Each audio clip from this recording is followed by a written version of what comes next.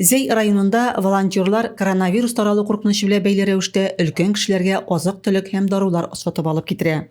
Яшьләр эшләре идарәсе волонтерлары зәйлеләргә 23 марттан бирле булыша инде. Заявки поступают у нас от исполкома и соцзащиты. Принимаем заявку и в течение часа быстро выезжаем на место. Берем чек, берем список товара, что нужно привезти, покупаем и привозим сюда, по месту жительства. Заявкалар башкарма комитет һәм халыкның социаль яклау идарәсенә килә. Без аларны биредән алып 1 сәгать эчендә әлеге заявкалар буенча урыннарга чыгып, кирәк-ярак исемлеген алабыз һәм тиешле адреслар буенча аларны китереп бирәбез, диләр волонтерлар. Шуны искәртәбез, волонтерлар йортларга бары тик заявкалар буенча гына килә.